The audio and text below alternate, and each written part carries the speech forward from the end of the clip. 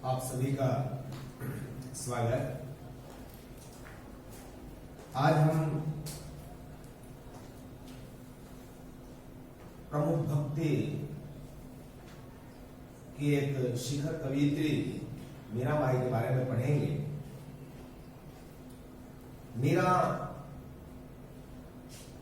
कृष्ण की अनन्य साधिका और ऐसा माना जाता है कि हिंदी साहित्य में पहली कोई महिला कवियत्री हुई जिसने भक्ति की इस तरह से पद लिखी।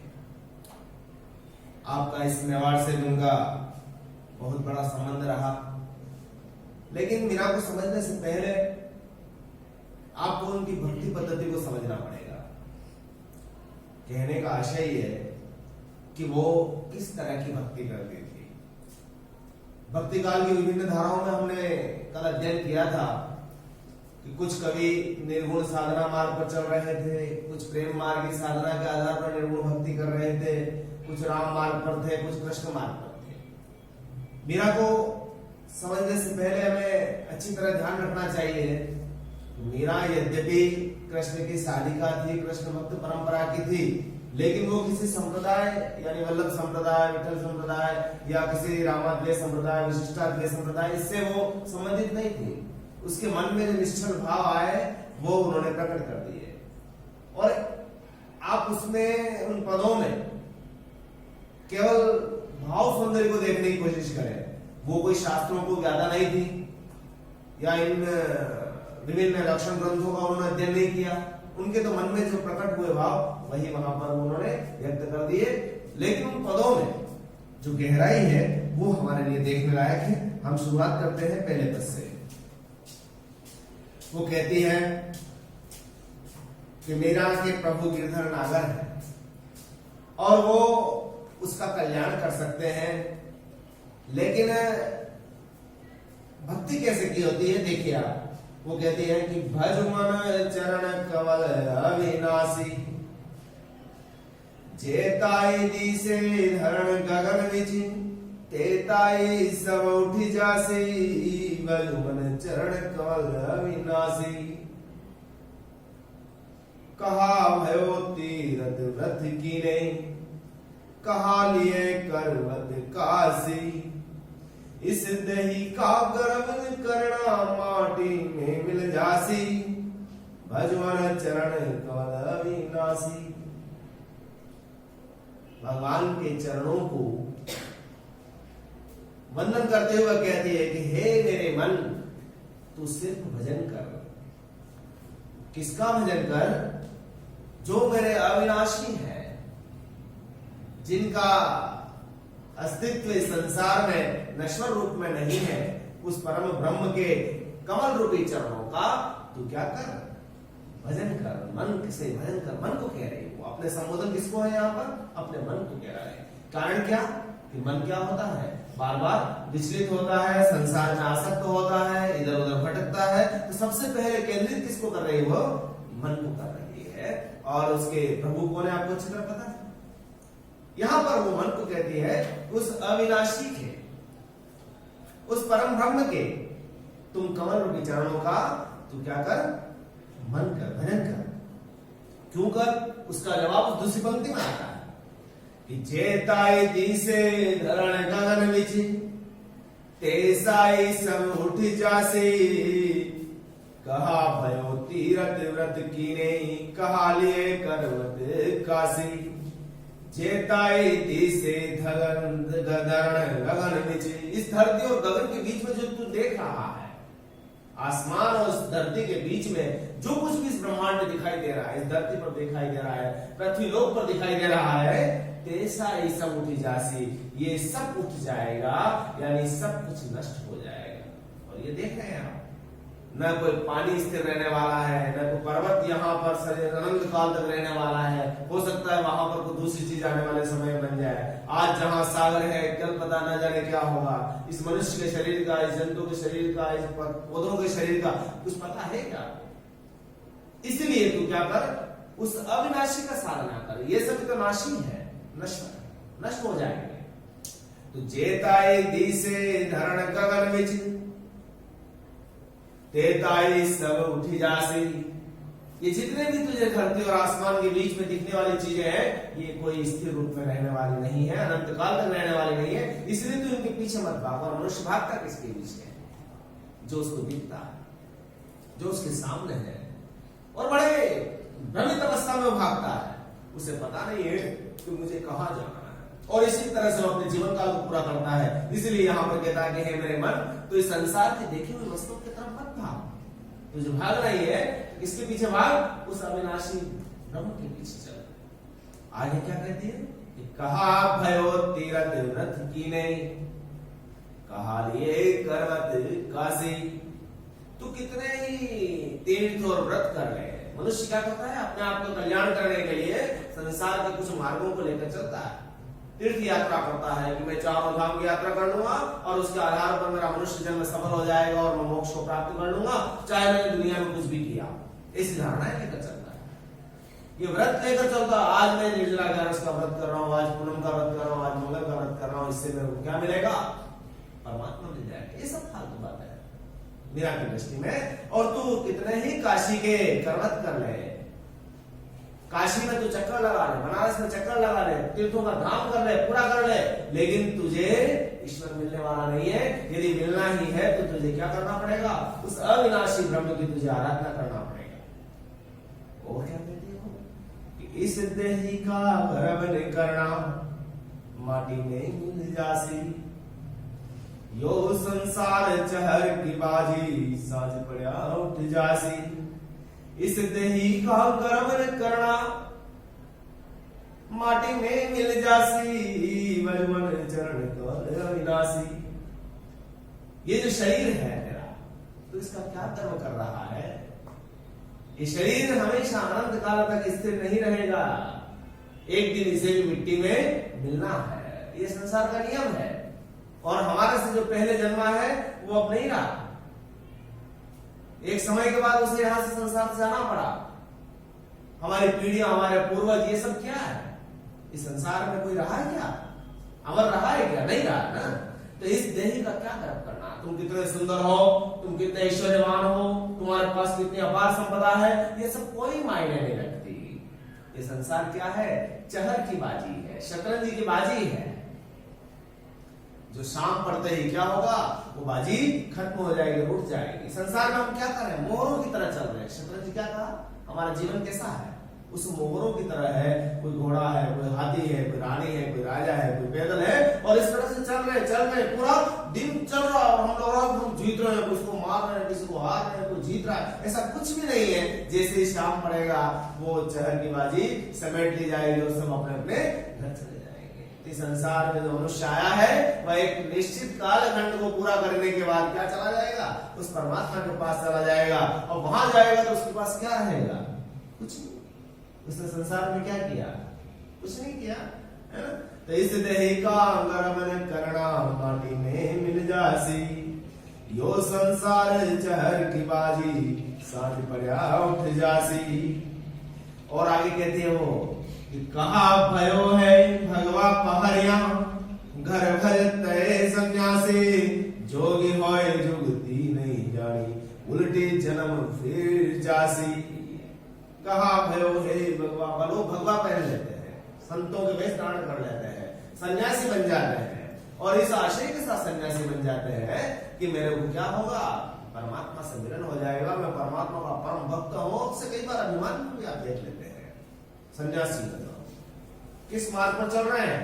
भगवान को प्राप्त होने के लिए जपमाला छापा तिलक, कभी कहते हैं जपमाला छापा तिलक शरण्य कुमार सब लगा दिए, त्रिपुंड धारण कर लिया, कमंडल हाथ में ले लिया, लेकिन फिर क्या? घर तज भय सन्यासी, और घर को भी छोड़ दिया। लेकिन क्या? जोगी होय जुगती नहीं जानी। वो जोगी तो बन गया, योगी तो बन गया, संसार को छोड़ करके वह योग मार्ग पर तो चल पड़ा, लेकिन युक्ति क्या है परमात्मा को पाने की उसे कुछ पता ही नहीं। ऐसी स्थिति में क्या होना है? ऐसी स्थिति में यह होगा कि उल्टी जन्म फिर जासी, मतलब मरने के बाद वापस जन्म लेकर इसी संसार में आना पड़ेगा। हमारे शास्त्रों में क्या लिखा कि सा विद्या विमुक्त विद्या वही है, ज्ञान वही है जो मुक्ति का मार्ग बताए। और मुक्ति का मार्ग जब तक पता नहीं है, आप योगी बन जाए और युक्ति पता नहीं है, तो फिर इसका कोई सार्थक नहीं है। आप निरर्थक निरुद्देश्य इस संसार में भटकते रहे और अंततः फिर वापस मरने के बाद इसी संसार में आए तो आपका इतना जो कर्मकांड किया आपने इस संसार में जो नाटक किए वो सब व्यर्थ चले गए। इसलिए सही दिशा में चले। तो जोगी हो युक्ति नहीं जानी, उल्टी जन्म फिर जासी। अरज करूं अबला कर जोरे, श्याम तुम्हारी दासी। मीरा के प्रभु गिरधर नागरी, काटो जम की ही फांसी। भजमन चरण कमल अविनाशी। हे भगवान में कोई ज्यादा ज्ञानवान नहीं हो। कौन कह रही है? मीरा कह रही है। कर अरज करूं अबला कर जोरे, मैं तो अबला हूं। मेरे पास कोई शास्त्रीय ज्ञान नहीं है, मेरे पास कोई साधना मार्ग नहीं है, मैं अबला हूं केवल, और केवल आपके सामने हाथ जोड़ सकती हूँ। और मैं तो सिर्फ आपके दासी हूँ और दासी रूप में ही आपकी आराधना करते रही। मैं आपको हमेशा चाहती रही और आप ही मेरे प्रभु गिरधर नागर हो। यहाँ पर मीरा के प्रभु कौन है? जिन्होंने दिल को धारण किया वो नागर है, और वही मेरे जम की फांसी यानी इस मृत्यु लोक में बार बार आने की जो फांस है उसको खत्म कर सकते हैं। कौन? उनके मीरा के कृष्ण। इसीलिए मेरे मन तू क्या कर, उस प्रभु के गिरधर नागर के चरण कमल को तू क्या करता रहे? बार बार भजता रहे। जिस दिन तू उसको भजना प्रारंभ कर देगा तेरी दिशा उसी तरह मुड़ जाएगी और वो अवश्य हमारा रास्ता, हम कोई रास्ता नहीं जानते, हम तो सिर्फ भगवान के पीछे पीछे चल रहे हैं और वो जैसा चाहेंगे वैसा हमारा मार्ग बना देंगे। इसलिए तू संसार नाश वाले स्तुति को कितने संदेश आए हैं, क्या संदेश निकल के आ रहा है इस करने से? पहला तो ये कि इस संसार में जो कुछ दिखाई दे रहा है वह सब भ्रमित करने वाला है और वह नश्वर है। एक दिन इसका नाश होना है। यह नश्वर कभी भी अमर नहीं हो सकता। अमर कौन है? वह अविनाशी ब्रह्म है जो मीरा की दृष्टि में उसके गिरधर नागर है। और संसार में जब मनुष्य आडंबर करता है, देह पर गर्व करता है और भगवा पहन करके सन्यासी बनने का ढोंग रचता है, लेकिन वह युक्ति यदि नहीं जानता संसार से मुक्ति का, तो उसका ऐसा करना कोई काम का नहीं है। ये मीरा ने बिल्कुल निश्चल भाव से कह दिया, क्योंकि उस समय साधु संतों का उसने जमावड़ा देखा होगा, साधुओं को जिस तरह से अपने विभिन्न साधनाओं को भी देखा होगा। उसे लगा कि क्या ये सही दिशा है या नहीं। कई बार हमारे सामने 4 विकल्प होते हैं, हम किस विकल्प को ढूंढे, लेकिन मीरा ने तो सीधा कह दिया है कि मेरे को तो सिर्फ किसका करना है? गिरधर नागर का, और किसी से कोई मतलब नहीं है। अगला पद देखें, चरण कमल में देख रहे हैं आप, इसमें रूपक अलंकार है, ठीक है ना। ज्यादा इसमें अपन को ढूंढने की कोशिश नहीं करें कला पक्ष को, बल्कि विभिन्न रागों पर आधार बना करके, रागों को आधार बना करके मीरा ने पद लिखे हैं। और एक भक्त कवियत्री है, आप जानते हो उसने बहुत पीड़ाएं होगी, और पीड़ाएं भोगने के बाद मंदिरों में गाना, नाचना, कृष्ण को ही अपना पति मान लेना और सब कुछ उसी को समर्पित कर देना। उसके सामने कुछ नहीं था, इसलिए उसके मन में जो निकला उसने कहा, और उसी भावना में आप डूब जाए तो आपको लगेगा कि सही अर्थ क्या है उसका। यह भी वापस जो दूसरा पद है वो अभी संदेश दे रही है, वही गिरधर लाल के चरणों को समर्पित करें, क्योंकि चरण को, भगवान के जो चरण होते हैं वो सबसे उत्तम कोटि के माने गए। यानी चरण में आप यदि पढ़ते हैं तो भक्त का उद्धार होना तय है। यहां पर फिर वो मन को कह रही है कि मन रे परसे हरि के चरण, ए मारे मन तू क्या कर, क्या कर? हरि के चरणों को परस मतलब स्पर्श कर, उन्हें छू। कारण क्या? इन चरणों की कितनी महिमा उसका वर्णन आएगा। यानी यहाँ पर हरि की नहीं, हरि की चरणों की कितनी महिमा है इसको देखना। सुभग शीतल कमल कोमल त्रिविध ज्वाला हरण, सुभग शीतल कमल कोमल त्रिविध ज्वाला हरण, मन रे परसी हरि के चरण। ये सुभग है मतलब सुंदर है, शीतल है और कमल के समान कोमल है। तो क्या हो रहा है इससे? शीतलता प्रदान करने वाला, सुंदरता लिए हुए और कमल के समान कोमलता जिनमें है, ऐसे हरि के चरण क्या कर सकते हैं? त्रिविध ज्वालाहरण। संसार में जो 3 ज्वालाओं से मनुष्य त्रस्त है, दैहिक, दैविक, भौतिक। कुछ तो इस देह के कारण मनुष्य परेशान है, कुछ देव योग के कारण परेशान है, कुछ भौतिक पदार्थों से त्रस्त ये मनुष्य जगत है। आप किसी कारण से कष्ट में है। किसी मनुष्य को शरीर ही रोग हो गया, अब वो चाह कर भी कुछ नहीं, अपार संपदा है, लेकिन उस संपदा का भोग नहीं कर सकता। आपके घर में 10 मिठाइयां बन रही, आप डायबिटीज के मरीज हैं, क्या करोगे? खाओगे क्या? नहीं। अचानक आपको बहुत बड़ा महत्तर भूकंप आ गया, ये देख लो, नष्ट हो गया, पता ही नहीं पड़ा कौन, किसी को अचानक हार्ट अटैक आ गया। ये सब क्या है? संसार में घटनाएं होती रहती है। तो इन 3 ज्वालाओं से, 3 तरह की अग्नि से मनुष्य क्या होता है? परेशान होता है। और ये तो इन भगवान के चरणों को ध्यान में रखेगा, इन बाधाओं को टाल देगा, और तीनों ही तरह की जो ज्वालाएं हैं इनका वो क्या करेंगे? हरण कर लेंगे। समझ में आ रहा है? और इन चरणों की क्या महिमा है कि जिन चरण ध्रुवे अटल की नहीं, जिन चरण प्रहलाद पर से इंद्र पदवी दरण, और जिन चरण ध्रुव अटल कीने राखे अपनी शरण, मन रे परस हरि। ये मंत्र कथा है। इन्हीं चरणों को प्रहलाद ने परसा। प्रहलाद, भक्त प्रहलाद जानते हो ना, हिरण्यकश्यप का पुत्र, जो नारायण ही मानता था, वह ब्रह्म का अवतार मानता था, लेकिन उसके पिता नहीं मानते थे। वो कहते मैं हूं नारायण। और जब उसने, आपको सारी कहानी पता है, जब उसने नहीं माना और अंत तक कहा बता, इस ये खंबा लग रहा है और उसके अंदर दुग्ध ज्वालाएं चल रही है, गरम लाल, बता तेरे में इसमें भगवान का है, बता तेरा नारायण बता इसमें भी है तो निकाल देगा। उसने आंख बंद किया, प्रभु का ध्यान देखा, तो उसने बिना किसी सोचे समझे उसको क्या कर लिया? अपने हाथ में ले लिया। फिर नरसिंह अवतार होता है, आपको ध्यान है। फिर हिरण्यकश्यप का जो वरदान था, न दिन में, न रात में, न मनुष्य न पशु मुझे मारेगा, तो वहां पर नरसिंह अवतार लिया। तो ये भगवान के चरणों में जो गया, उसे इंद्र की पदवी धारण हुई, यानी श्रेष्ठ पदवी धारण हुई, यानी वह प्रभु को प्रिय हुआ।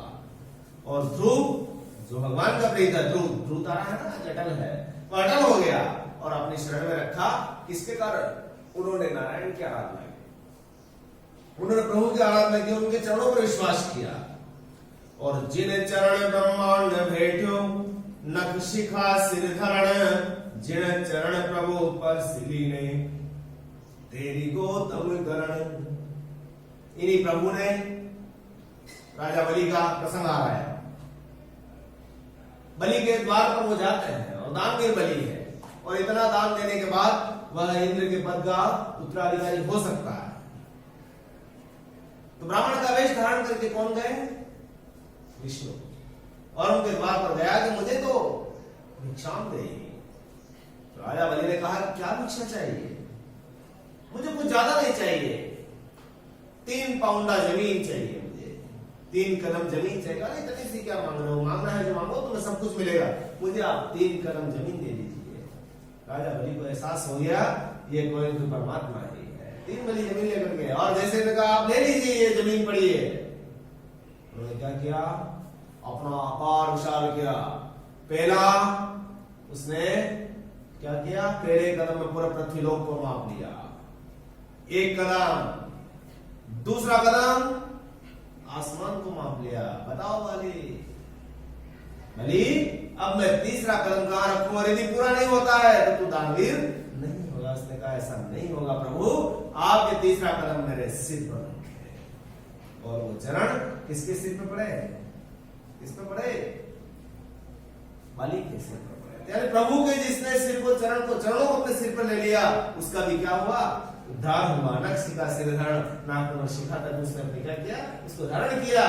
और जिन चरण प्रभु पर सिलीन, और इन्हीं चरणों ने गौतम की घरवाली को, अहल्या, गौतम है ना, गौतम गरण समझ गए ना, गौतम की घरवाली, गौतम ऋषि की पत्नी अहल्या, जिसको श्राप था तो पत्थर की चट्टान बन जा, पत्थर बन गई वो। जब राम वनवास में थे और उधर से गुजरे, उनके चरण कहां पर स्पर्श किया? उस अहल्या के उस पत्थर को, और अंत में वो क्या बनी, नारी बन गई। तो इन्हीं उसका भी उद्धार हो गया। जिन चरण कालिना नाथ गोपलीला कर्ण, और इन्हीं चरणों ने कालिया नाथ को नाथ लिया। विशाला पानी बना रहा था यमुना का, कई गोवंश वहां पर नाश हो रहा था, और उस समय गेंद अंदर गई और उसको लेने के बहाने कौन उतर गए, कृष्ण उतर गए, और कालिया नाथ को खेलते हुए बाहर आए, उसकी कपाल पर नाचते हुए बाहर आए।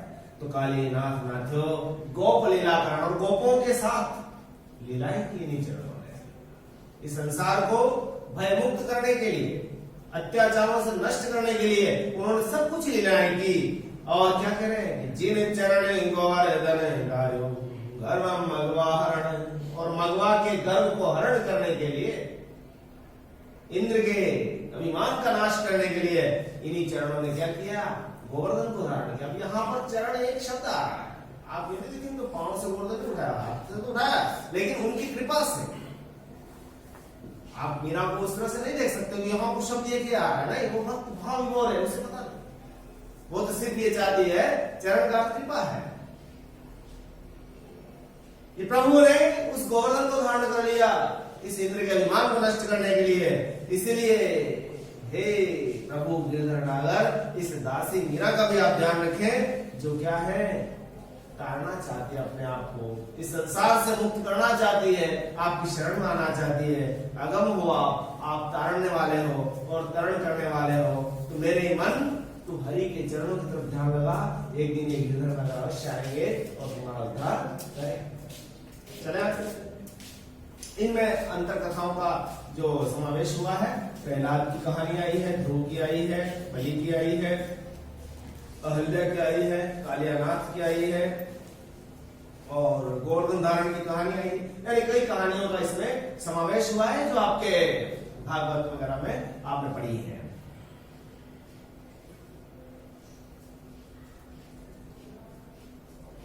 एक भक्त कवित्री फिर मन को, क्योंकि सबसे बड़ा जो केंद्र है आपका मन है, यदि ये नियंत्रित हो गया तो आप अपने आप को नियंत्रित कर पाओगे, और यदि ये नियंत्रित नहीं रहा तो इस संसार में आप क्या करते रहोगे, भटकते रह जाओगे। क्योंकि मन हमेशा छोटी छोटी चीजों के प्रति आकर्षित हो जाता है, वो आपको भटका देता है, और वह कभी भी ऐसी दृष्टि में नहीं जाता जहां पर उसे निरस्ता लगे। लेकिन मीरा है और कई भक्त कवि हुए हैं तो उन्होंने अपने आप को मोड़ा है।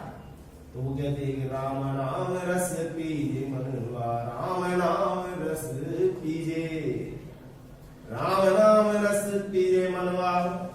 हे मन, तू रस पीना चाहता है ना, तो राम के नाम का रस पी। अब यहाँ पर आपके मन में संदेह हो सकता है कि वो कृष्ण के भक्त है या राम के भक्त है। तो मीरा के लिए ये मायने नहीं रखता कि राम कौन है और कृष्ण कौन है, उसके लिए तो वही ब्रह्म है, परमात्मा है। राम नाम कोई अलग नहीं है, कृष्ण नाम कोई अलग नहीं है। तो राम नाम रस पीजे मनवा, राम नाम रस पीजे। हे मेरे मन, यदि तुझे रस ही पीना है तो कौन सा रस पी, राम के नाम का रस पी। अब ये रस कैसा होता है, कैसे पीना है, तजी कुसंग सत्संग बैठिते हरे चर्चा सुन लीजिए।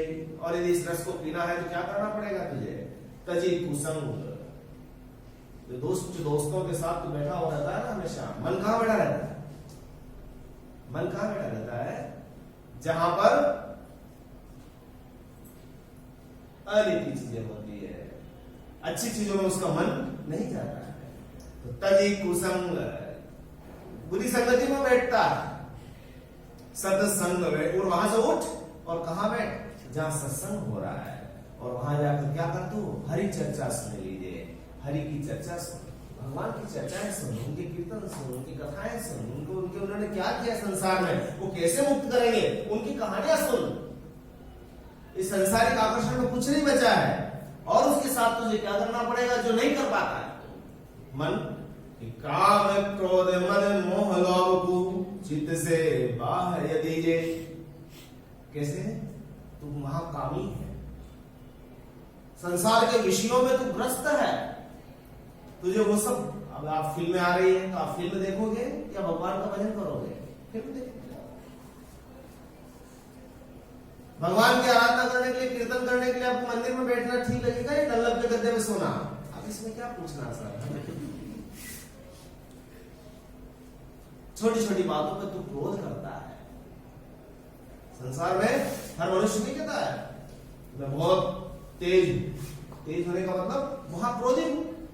तू क्रोध करता है और तू मद भी धारण करता है, अहंकार। मेरे पास अपार धन है, मेरे पास गाड़ी है, घोड़ा है, बंगला है, सब कुछ है। दूसरों के साथ हमारा व्यवहार भी इसी आधार पर हो रहा है, मद के आधार पर। और मोह है, हम बहुत ज्यादा आसक्त रहते हैं अपनी चीजों के प्रति। ये मेरी गाड़ी है, ये मेरे हैं, ये मेरा बेटा है, ये मेरा क्या? संसार में तेरे पास क्या था जो तू लेकर आया? जो कुछ भी लेकर आया तो संसार में यहीं से लेकर आया, यहीं से लिया, तो यहीं छोड़ के जाना है। लेकिन फिर भी क्या कहता है? ये मेरा। तो काम क्रोध मद मोह लोभ और मोह को छोड़ दो और इस लोभ को छोड़, चित्त से बाहर दीजिए। जैसे तू इसको छोड़ देगा, अपने आप राम नाम के रस में तुझे मजा आने लग जाएगा। आप देखो सदियों को संन्यासी, मीरा राजकुल की वधू थी इसमें वाड़ी, चाहती तो वो सब कुछ था उसके पास, क्या कमी, लेकिन सब छोड़ दिया। पायो जी मैंने राम रतन, कोई मतलब नहीं, मंदिरों में नाच रही हो, परेशान है राणा जी, और राजकुल की वधू है और इस तरह से कैसे नाच रही है, विधवा, लेकिन वो मानती नहीं। और अंततः भक्तिमती मीरा के नाम से यह देश जाना गया, मीराबाई को देश। अपन के बाहर जाते हैं ना, तब कहना कि मैं चित्तौड़ से हूँ, गुजरात में वो था मीराबाई के देश में आया, कहीं बड़ा बड़ा डूब जाते हैं, वहां विमोह हो जाए, क्योंकि मीरा यही से कहा गई द्वारका के। जिस तरह से आपको प्रताप, पन्ना, ऐसे ऐसे नाम है ना यहाँ पर, उसमें मीरा भी जुड़ता है। तो काम क्रोध मद मोह लोभ को चित्त से बाह दीजिए, मीरा के प्रभु गिरधर नगर ताके रंग में भीजे। तू तो सिर्फ उस गिरधर के रंग में भीग जा, जैसा उस रंग का है तो उसमें डूब जा। कैसे? आप देखो कभी कभी गांव में कारों बैठो रमन में बनकर सेठ सामने, ऐसा भजन जब गाता है व्यक्ति को कितना भाव हो जाता है, उसे खुद पता नहीं मैं कहां बोल रहा हूँ, क्या बोल रहा हूँ, डूब जाता है मस्ती में। भागवत कथाएं देखी मैंने, वहां पर जो महिलाएं हैं जिन्हें कोई ज्यादा कोई शास्त्रीय ज्ञान नहीं है, वो सिर्फ उस कहानी को सुनकर इतनी भावुक हो जाती है कि उस कथा के साथ साथ वो भी क्या हो जाती है, कोई भजन आता है तो नृत्य करने लग जाती है। ये क्या भाव, ये भजन मंडली देखिए ना, ये डूबना, उसके रंग में डूबना, भीजना, नहाना, यही राम नाम रस है। तो हे मेरे मन, क्या कर, उस रस को पान कर। ये पद आपने पहले भी पढ़ा।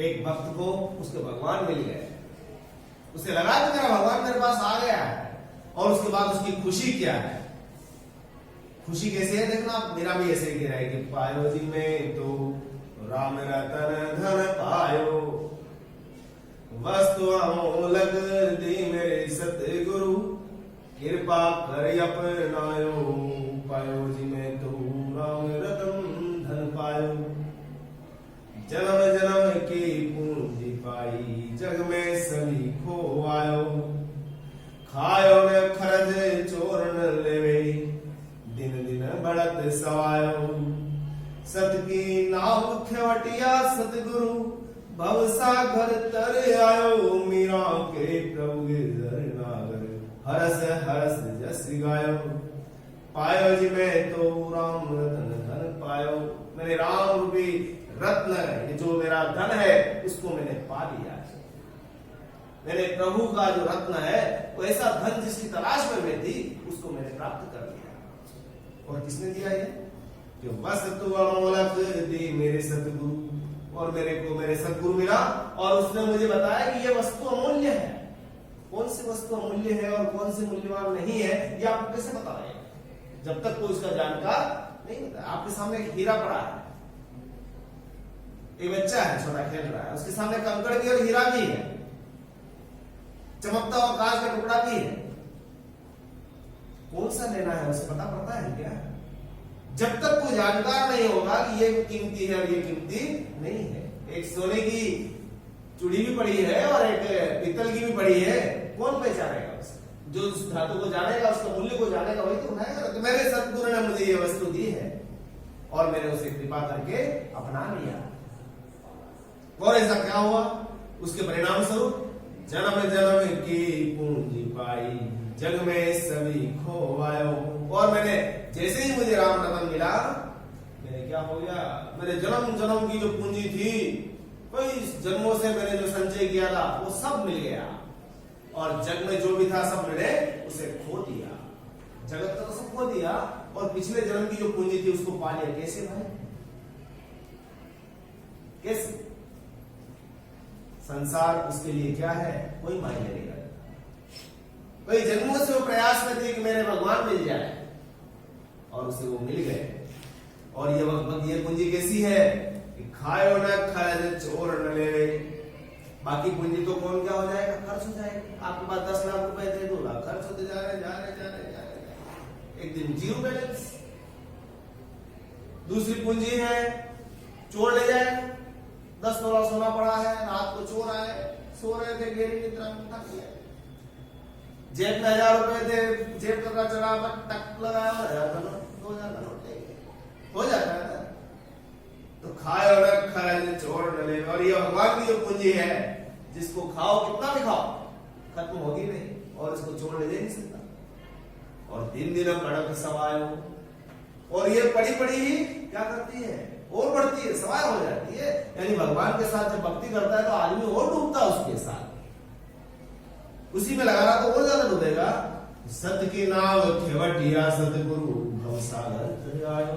इस तरह से मेरे सत्य रूपी नाव को किसने खे दिया? किसने खेवाया? मेरे सतगुरु ने खेवाया, अर्थात मेरे को पार लगाया। और इस तरह से मैं संसार रूपी सागर को पार करके तराई। मीरा अपने गिरधर नागर का इसी तरह से खुश हो करके उसका यशगान कर रही है, क्योंकि मैंने राम रतन और किसके माध्यम से पाया?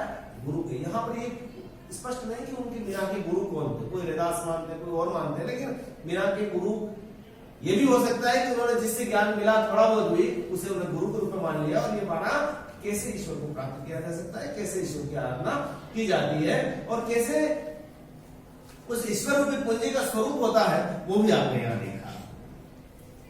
चले आगे।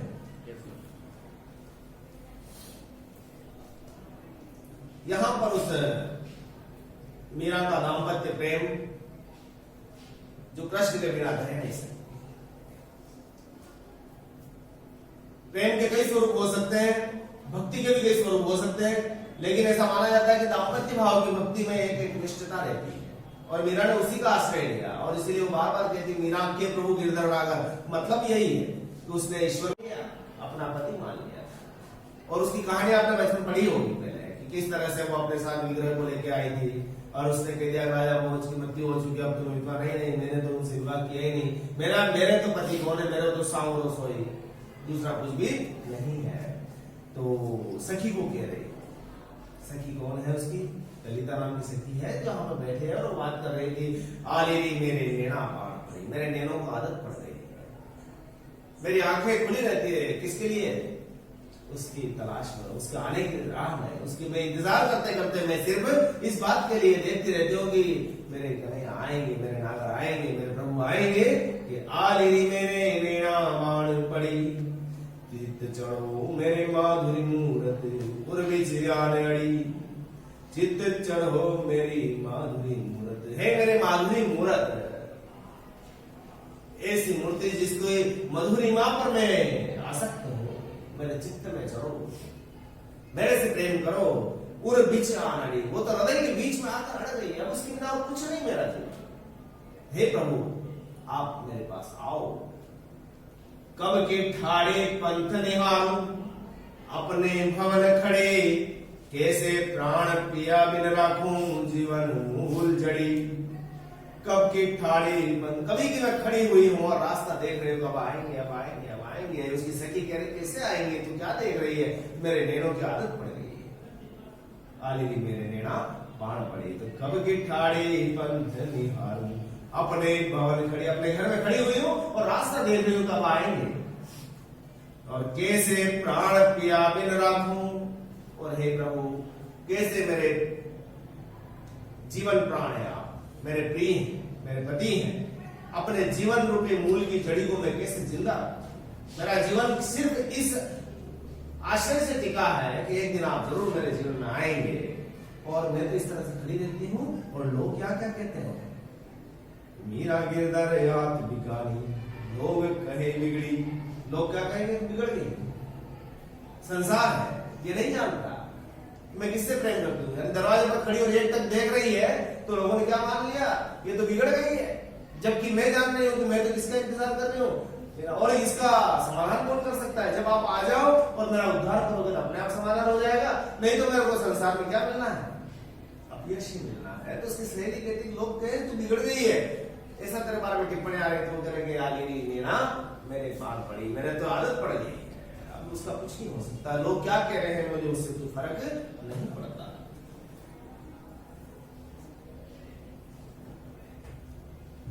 आगे का पद देखें आप, दरस बिनु दुखण लागे नहीं। अब जब तक प्रभु नहीं मिलते, मीरा की स्थिति कैसी है कि बिना उनको देखे हुए उसकी आंखें दुखने लग जाती है, क्योंकि वो दिख तो रहे नहीं, और कब आएंगे पता नहीं, लेकिन आंखें दुखने लग गई है। और क्या कह रही हो कि जब से तुम बिछुड़े प्रभु, जब से तुम बिछुड़े प्रभु मोरे, कबहु न पायो चैन। शब्द सुनत मेरी छतिया कापे मीठे लागे बिन।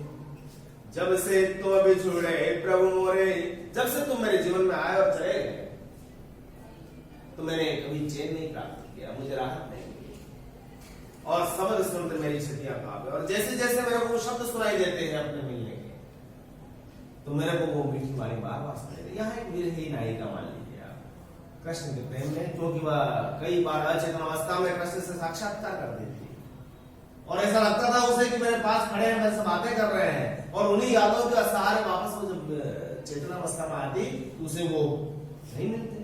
तो क्या कहती, जब से तुम भी छुड़े प्रभु मोरे। आप प्रश्न कर सकते हो तुम मिले कब थे जो बिछुड़ रहे हैं, लेकिन मैं कह रहा हूं वो अचेतन अवस्था में कई बार प्रभु से बात करती थी, तो कब हो न पायो, जब नींद उड़ती तो उसे कहां चले गए मेरे प्रभु।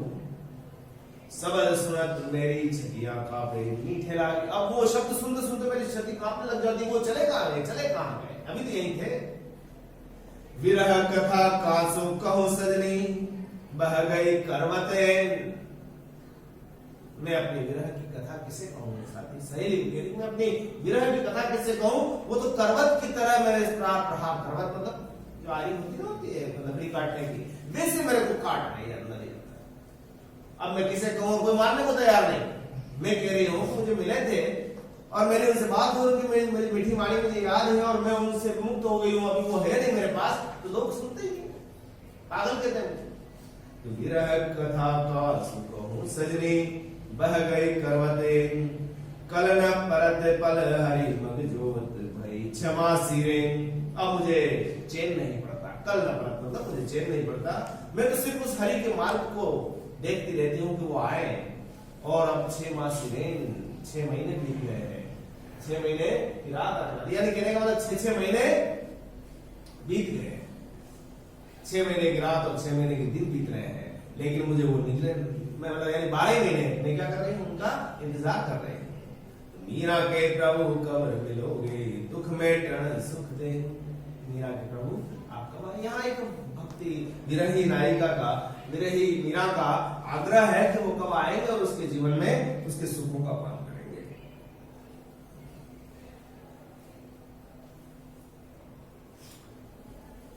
अंतिम पद आपके सामने है, और उसमें कृष्ण के सौंदर्य और कृष्ण का जो स्वरूप है सामने है, और मीरा उस पर कैसे विमुक्त है वो देखना कि बसो मोरे नंदलाल, मेरे आंखों में तुम बस जाओ।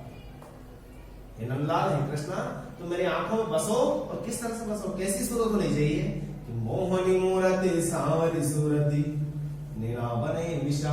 वही मोहनी मूरत जिसको देखने के बाद आंखें इधर उधर होने का साहस नहीं करती, वही सांवली सूरत, वही श्यामल कृष्ण, वह मेरे आंखों में बस जाए, और वही बड़े विशाल, यानी जिनके बड़े बड़े विशाल आंखों के साथ जो कृष्ण है, मोहिनी मूरत है, श्यामल वे श्यामल लाल का शरीर है और वो मेरी मोहरी मूरत मेरी आंखों में बसी रहे और हेनता मैं ऐसी ही मूरत चाहती हूँ आंखों में रह जाए ताकि मैं जब चाहूं तब देख सकूं। और उसमें क्या होना चाहिए कि अधर सुदारस मुरलीराज, होठों पर वो मुरली बिराजी हुई हो जिस पर मीठे मीठे उसमें से सुर निकल रहे हैं। सुधारस अमृत देने वाली, अमृत जैसे सुरों को प्रदान करने वाली वह मुरली आपके मुख पर रहे और उर्वेजन तीमाल और हृदय में गले में वैजयंती माला पड़ी हुई हो, क्षुद्र घंटिका कटितट शोभित और कमर पे क्षुद्र घंटिका तंदूरा होता है, तंदूरा आपकी मेवाड़ी में छोटी छोटी घंटिकाएं जिस पर लगी हुई हो, छोटी छोटी छमछम करने वाली जो चंद्रिकाएं है ना वो लगी हुई हो, वो हो और नुपुर समझ रसाल और पाँव में नुपुर जिनके शब्द रसाल के भांति यानी रस बोलने वाले हों, ऐसा स्वरूप मुझे चाहिए। मीरा प्रभु संतन सुखदाई, मीरा तो जानती है कि तो प्रभु का ऐसी मूर्त संतों को भी सुख देने वाली है। वो तो भक्त वत्सल गोपाल है, भक्तों को प्रिय करने वाले हैं, भक्तों को प्रेम देने वाले हैं। ऐसे गोपाल मेरे साथ मेरी आंखों बसो ताकि मुझे जीवन में क्या मिले, सुख मिले। तो मीरा के इन पदों को आपने देखा, इन पदों में क्या निष्कर्ष निकल के आता है?